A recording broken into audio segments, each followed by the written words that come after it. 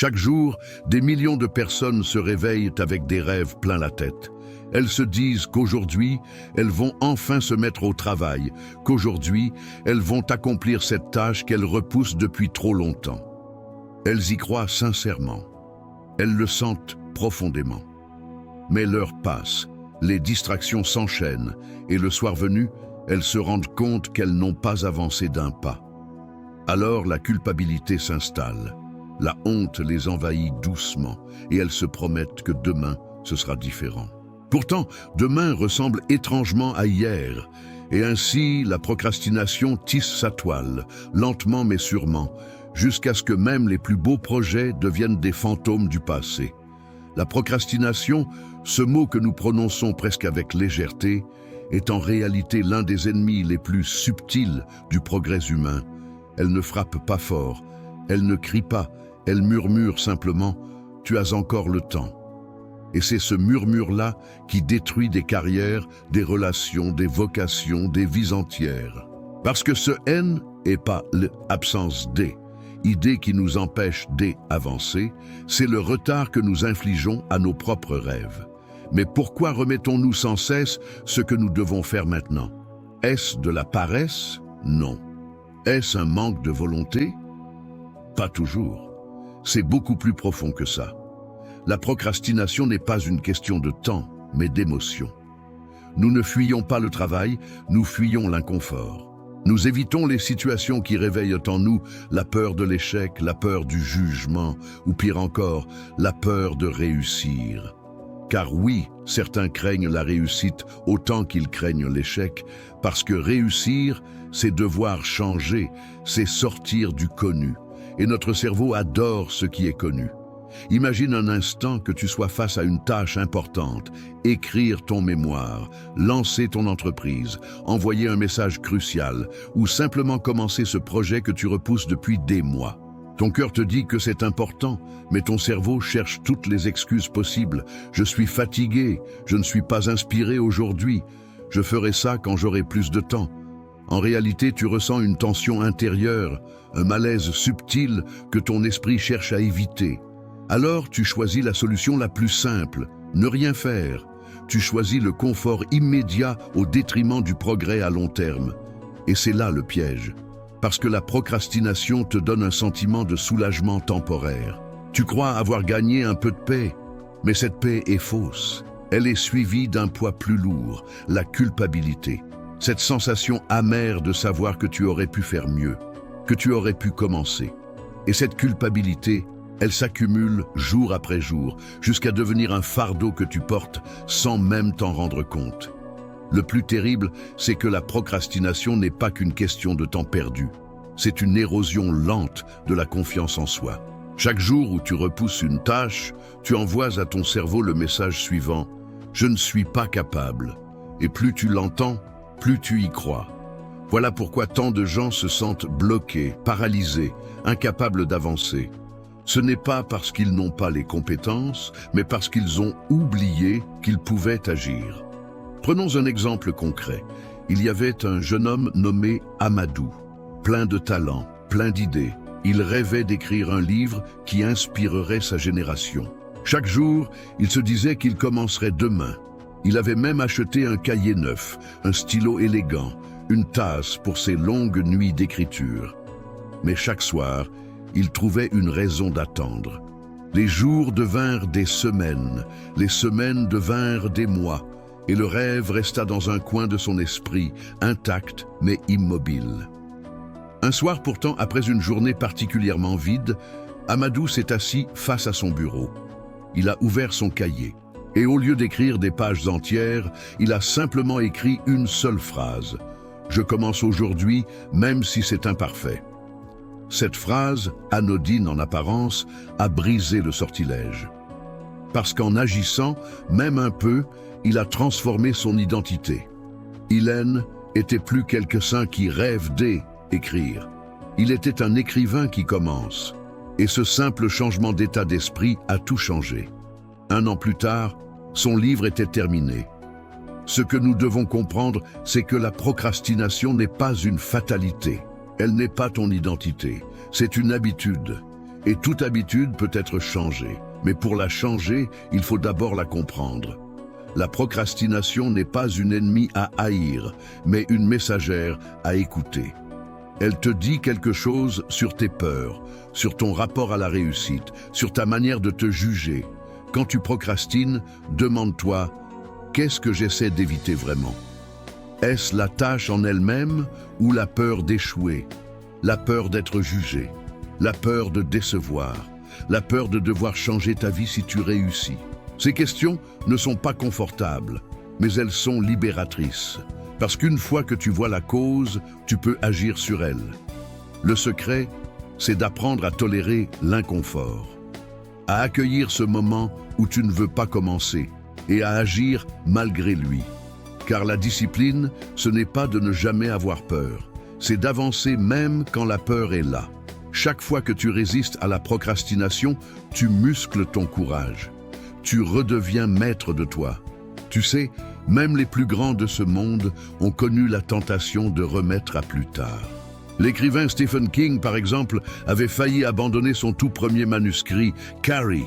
Il l'avait jeté à la poubelle. Il trouvait son travail médiocre, inutile. Il doutait de lui. C'est sa femme qui l'a ramassé, l'a lu et lui a dit « Continue ». Ce mot simple, « continue », a tout changé.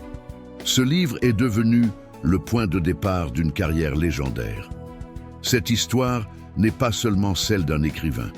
C'est la preuve que l'action, même minime, peut transformer un destin. Que souvent, ce qui nous manque, ce n'est pas le talent, c'est la persévérance de commencer, encore et encore, même quand c'est difficile. La procrastination est comme une brume. Elle t'empêche de voir le chemin, mais le chemin existe toujours. Tu dois avancer malgré le brouillard, parce qu'au bout, il y a la clarté. Ce brouillard se dissipe à mesure que tu marches. Tu ne peux pas attendre qu'il disparaisse pour partir. Il disparaît parce que tu pars. Alors, quand tu sens cette résistance intérieure, rappelle-toi, tu n'as pas besoin d'être motivé pour agir. Tu as besoin d'agir pour être motivé. L'action précède la motivation, pas l'inverse. C'est en marchant que tu ressens l'énergie, pas en restant immobile. Et c'est là toute la beauté du premier pas. Il ne résout pas tout, mais il change tout. Parce qu'il marque le moment où tu reprends le contrôle. Ce n'est plus la peur qui décide, c'est toi. Chaque fois que tu dis « je commence », tu détruis un peu de ce mur invisible qui te sépare de ta meilleure version. Chaque fois que tu agis, tu t'envoies à toi-même un message puissant « je suis capable ». Et ce message-là vaut plus que toutes les théories. Oui, la procrastination reviendra. Oui, certaines journées seront dures. Oui, tu rechuteras peut-être. Mais souviens-toi, la victoire n'est pas dans la perfection, elle est dans la persistance. L'essentiel n'est pas de ne jamais tomber, mais de ne jamais cesser de te relever. La procrastination te chuchotera encore. Tu feras ça demain. Et toi, tu répondras calmement. Non, je commence aujourd'hui. Parce qu'au fond, tu sais que le monde ne récompense pas les intentions, il récompense les actions. Tu sais que tes rêves ne se réaliseront pas par magie, mais par mouvement. Et ce mouvement, c'est à toi de le créer. Alors, la prochaine fois que tu sentiras cette envie de remettre à plus tard, souviens-toi d'Amadou, souviens-toi de Stephen King, souviens-toi de cette vérité simple. Le moment parfait n'existe pas. Il n'existera jamais. Le seul moment que tu possèdes vraiment, c'est maintenant. Et si tu fais de ce maintenant un commencement, tu changes tout. Citation du chapitre 1. Vous n'avez pas besoin d'être grand pour commencer, mais vous devez commencer pour être grand. Zig Ziglar. Ce n'est pas la grandeur qui crée le mouvement, c'est le mouvement qui crée la grandeur. Et ce mouvement commence ici, maintenant, avec toi. Le pouvoir de l'action imparfaite. Il y a dans le cœur de chaque être humain un rêve qui brûle, un projet, une idée, une aspiration qui semble parfois hors d'atteinte. Mais souvent, ce rêve ne meurt pas à cause des obstacles extérieurs. Il meurt à cause d'une attente silencieuse, presque invisible, celle de la perfection. Beaucoup attendent que tout soit prêt, que les conditions soient idéales, que la peur disparaisse. Ils attendent le bon moment, la bonne humeur, le bon environnement. Mais ce moment parfait n'existe pas, et ceux qui l'attendent n'avancent jamais. La vérité, c'est que l'action imparfaite a plus de pouvoir que l'attente parfaite. C'est elle qui construit, qui transforme, qui libère. Car la perfection est une illusion qui paralyse. C'est une prison dorée, un piège que le mental tisse pour t'empêcher d'agir. Tu te dis, je ferai mieux demain. Je veux que ce soit parfait avant de commencer. Je ne suis pas encore prêt. Et sans t'en rendre compte, tu offres ta vie entière à une attente qui ne finit jamais. Le monde n'avance pas grâce à ceux qui attendent.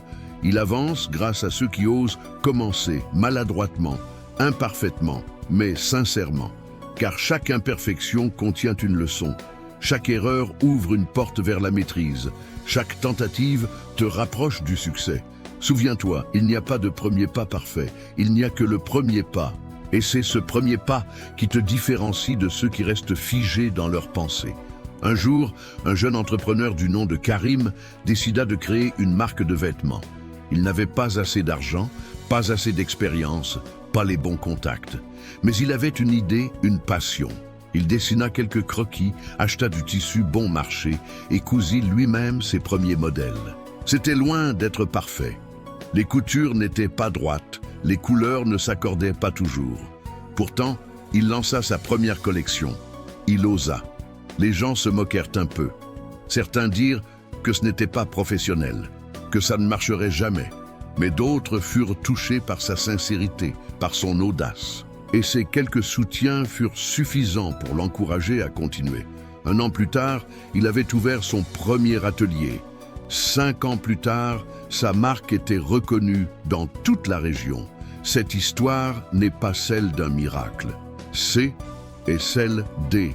Un homme qui a choisi elle, action imparfaite plutôt que elle, attente illusoire. Karim aurait pu passer des années à préparer, à planifier, à imaginer, mais il a choisi d'apprendre en avançant. Et c'est ça la vraie clé du progrès, apprendre en marchant. Le perfectionnisme, en revanche, est souvent une forme de peur déguisée. Peur d'échouer, peur d'être jugé, peur de se tromper. On préfère rester dans la planification, car tant que l'on n'agit pas, on ne peut pas échouer. Mais cette stratégie protège notre ego au prix de notre évolution. Elle nous maintient dans une zone confortable, stérile, où rien ne pousse, où rien ne vit. L'action imparfaite, c'est le courage d'exister malgré le regard des autres. C'est le choix d'avancer avec ses doutes, ses tremblements, ses failles.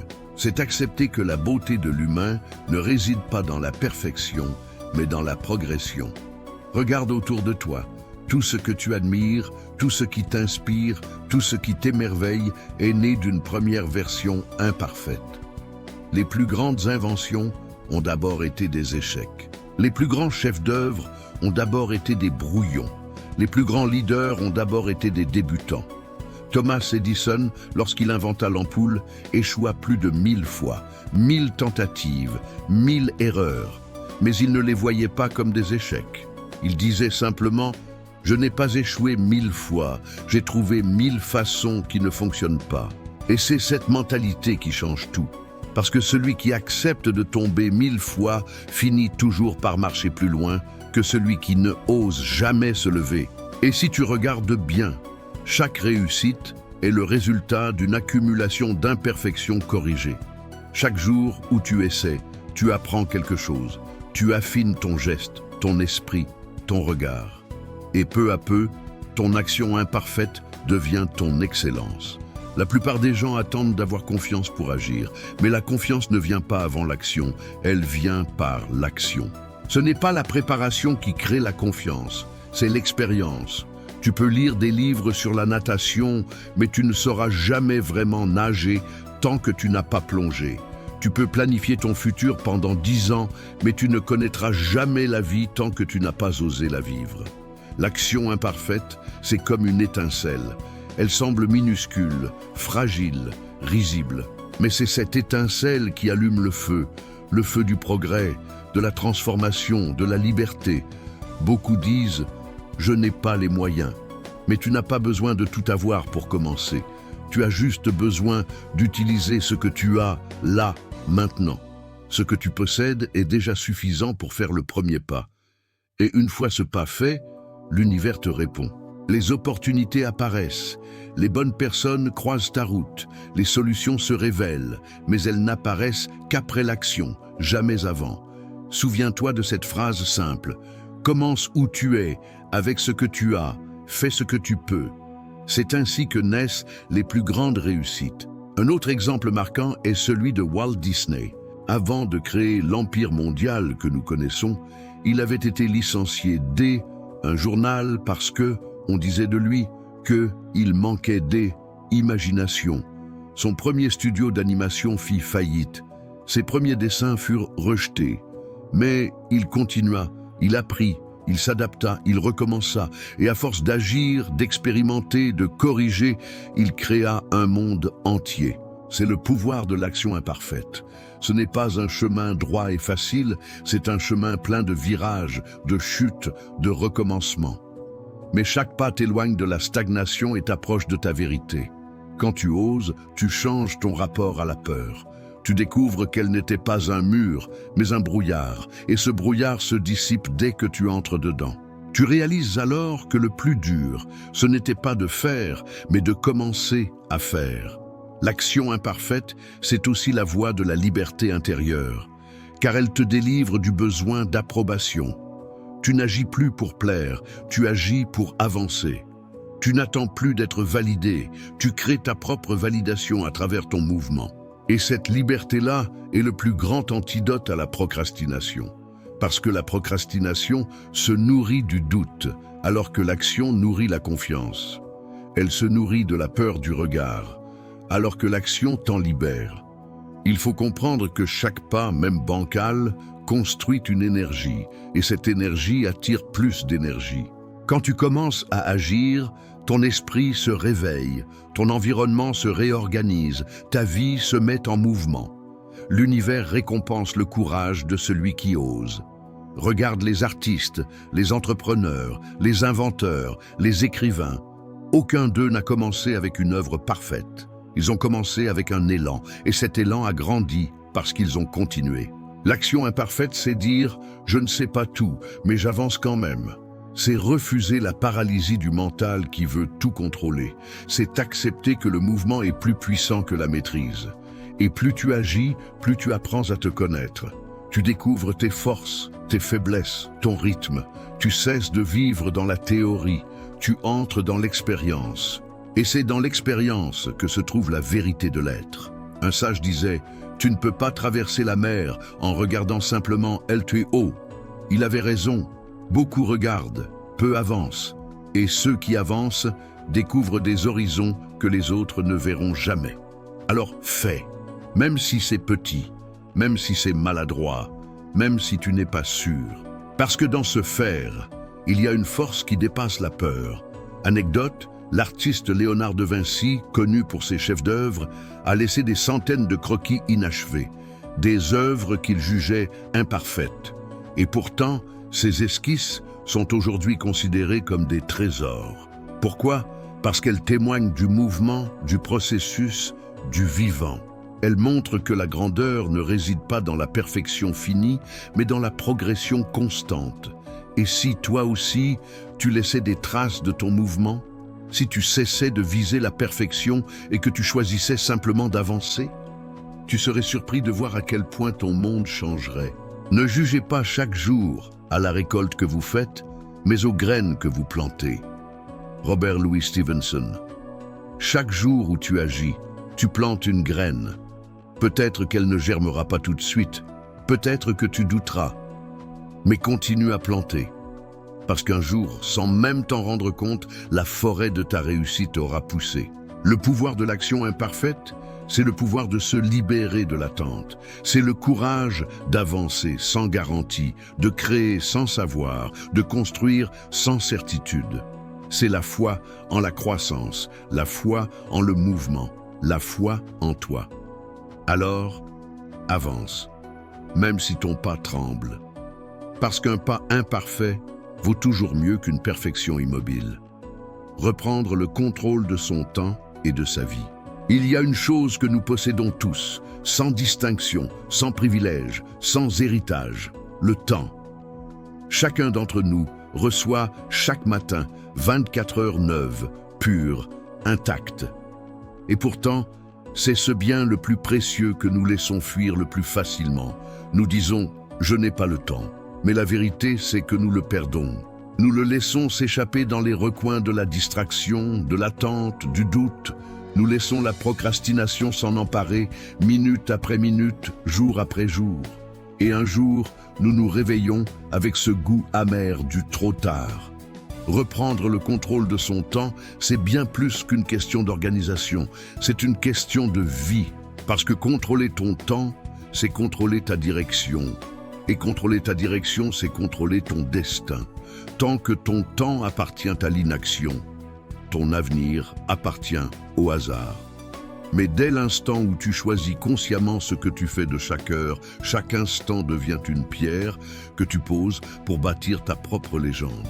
Nous croyons souvent que le temps est un fleuve qui coule sans nous attendre. En réalité, nous sommes les navigateurs de ce fleuve. Si nous laissons le courant décider pour nous, il nous mènera n'importe où. Mais si nous prenons la barre, si nous orientons nos voiles, alors même les vents contraires peuvent devenir nos alliés. Le temps n'est pas l'ennemi, il est un miroir, il reflète nos choix. Chaque jour est une réponse à la question « Que est-ce qui compte vraiment pour moi ?» Et cette question, peu de gens la posent vraiment. Beaucoup courent, mais peu avancent. Beaucoup sont occupés, mais rares sont ceux qui sont productifs. La différence entre les deux, l'intention. Reprendre le contrôle de son temps, c'est d'abord redéfinir ses priorités. Il ne s'agit pas de faire plus, mais de faire mieux. Il s'agit de cesser de courir après 1000 choses pour se concentrer sur l'essentiel. Un professeur de philosophie illustra un jour cette leçon devant ses étudiants. Il posa un grand pot en verre sur une table et y plaça des pierres. Puis il demanda « Le pot est-il plein ?» Les étudiants répondirent « Oui ». Alors, il ajouta du gravier, puis du sable, puis de l'eau. Et il conclut « La leçon est simple. Si vous ne mettez pas à bord les grosses pierres, vous n'aurez jamais la place de les mettre ensuite. Les grosses pierres, ce sont tes priorités, tes rêves, tes valeurs, tes objectifs profonds.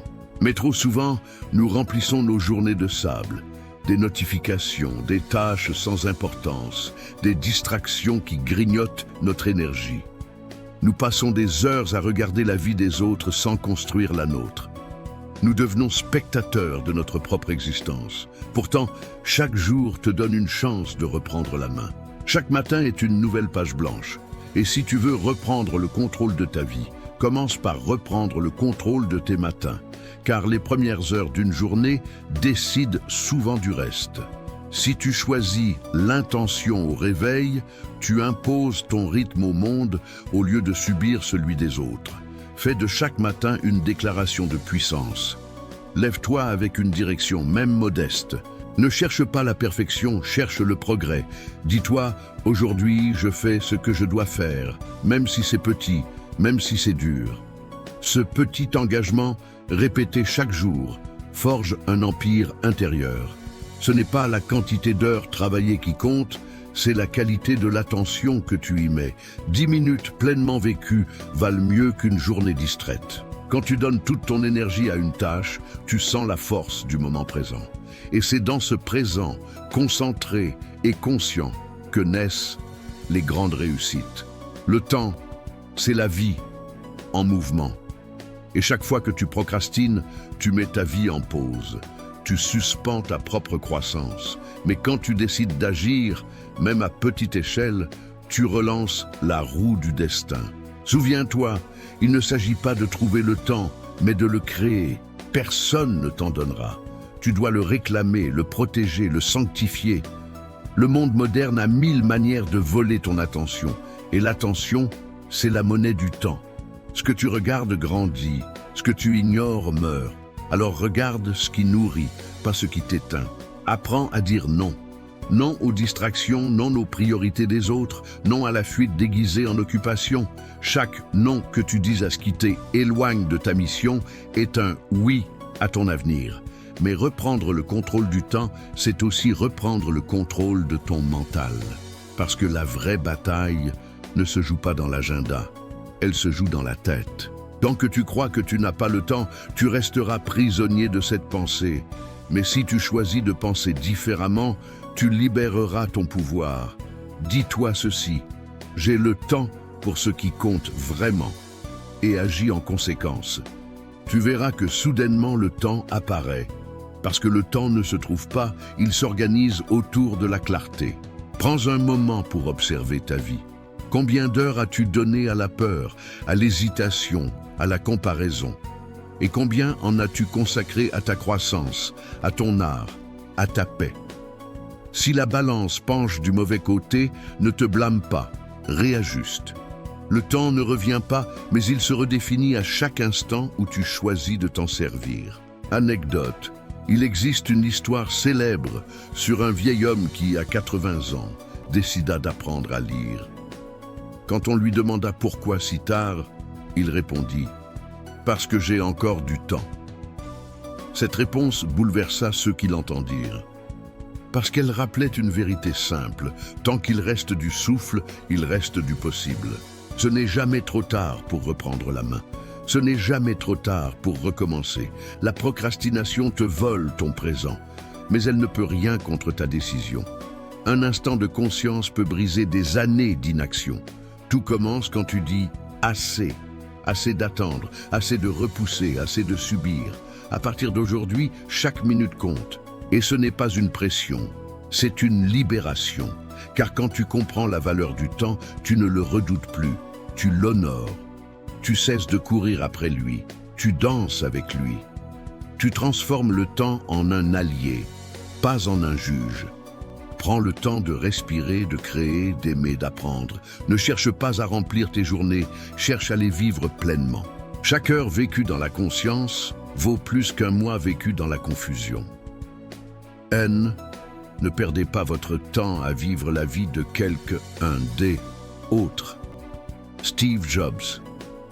Ces mots ne sont pas une simple recommandation, ce sont une alarme. Parce que beaucoup vivent selon les attentes, les pressions, les regards des autres, et pendant qu'ils essaient de plaire, leur propre vie leur échappe. Mais toi, tu peux choisir différemment.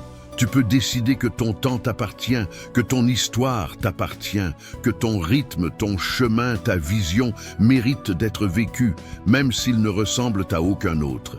La liberté commence quand tu cesses de remettre ton bonheur à demain. Le moment d'agir, c'est toujours maintenant. Pas quand tu auras plus de moyens, pas quand les conditions seront parfaites, maintenant. Parce que le temps parfait, c'est celui que tu choisis de vivre consciemment. Alors, reprends la main.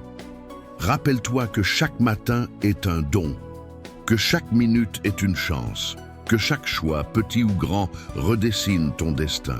Et que la meilleure façon d'honorer la vie, c'est de ne plus en gaspiller le souffle.